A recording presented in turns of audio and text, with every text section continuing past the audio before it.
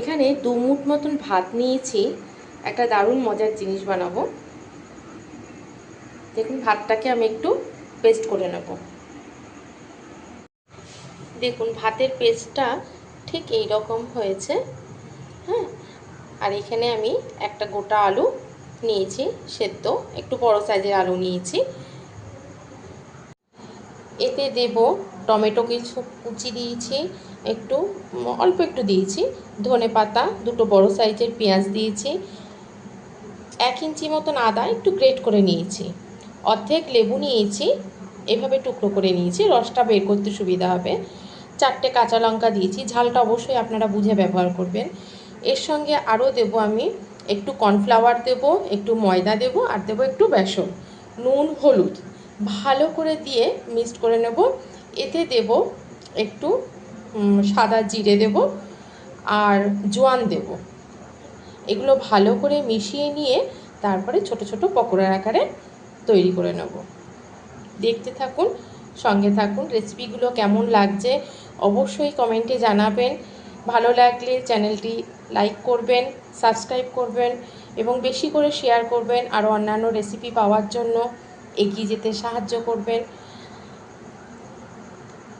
দেখুন আমি করতে থাকছি, আপনারা দেখতে থাকুন। আমি প্রত্যেকটা উপকরণ সুন্দর করে মেশাবো এবং আপনাদের বুঝতে কোনো অসুবিধা হবে না। আমি এতে একটু সাদা তেল দিয়েছি।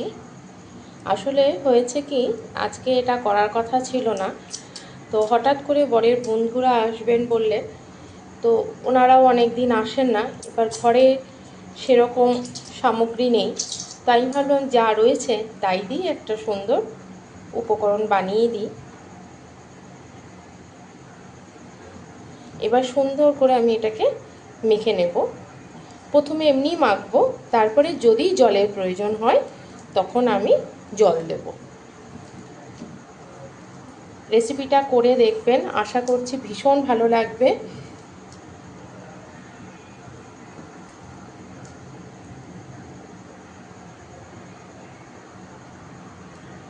এরকম একটা থকথকে মাখা হয়েছে, আমার খুব অল্প জল লেগেছে।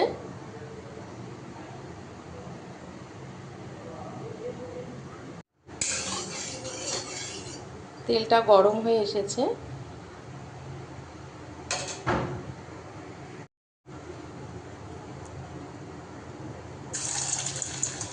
এবার আমি অল্প অল্প করে পকোড়ার আকারে এগুলোকে ভেজে তুলে নেব। সসের সঙ্গে পরিবেশন করবেন, দেখবেন খুব তাড়াতাড়ি অল্প সময়ের মধ্যে এগুলো হয়ে যায় আর ভীষণ টেস্টি হয় খেতে।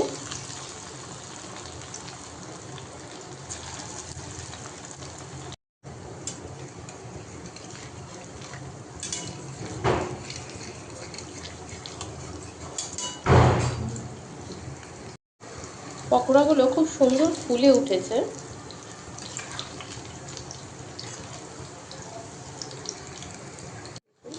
সুন্দর ভাজা হয়ে এসেছে, অনেকটা দেখতে তাল ফুলুরির মতো লাগছে।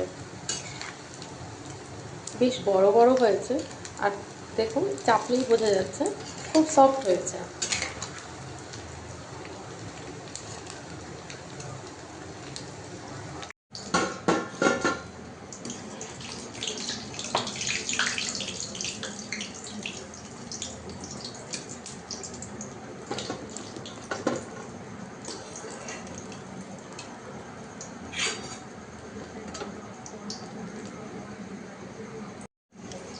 দেখুন আমার পকোড়াগুলো পুরো তৈরি হয়ে গেছে পরিবেশন করার জন্য।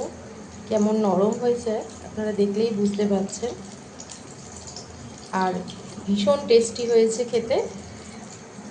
অবশ্যই টেস্ট করে আপনাদেরকে জানাচ্ছি।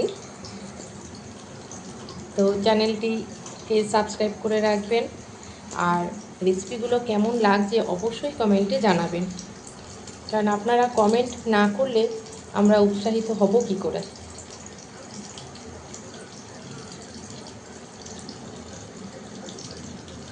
দেখুন আমার এগুলো পরিবেশন করার জন্য একদম তৈরি হয়ে গেছে, টমেটো সসের সঙ্গে জমে যাবে।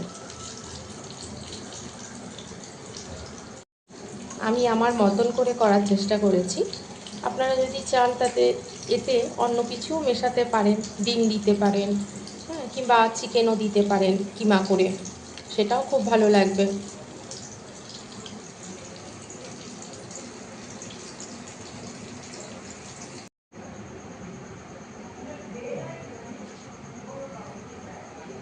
এখানে টমেটো আর রেড চিলি সস আমি একসঙ্গে মিক্সড করে দিয়েছি। এতে কি হয়, টেস্টটা খুব সুন্দর আসে আর পকোড়াগুলোর সঙ্গে খেতেও ভীষণ ভালো লাগবে। আমার পকোড়াগুলো পরিবেশন করার জন্য একদম তৈরি হয়ে গেছে। সম্পূর্ণ ভিডিওটা দেখার জন্য, এতক্ষণ আমার সাথে থাকার জন্য আপনাদেরকে অসংখ্য ধন্যবাদ।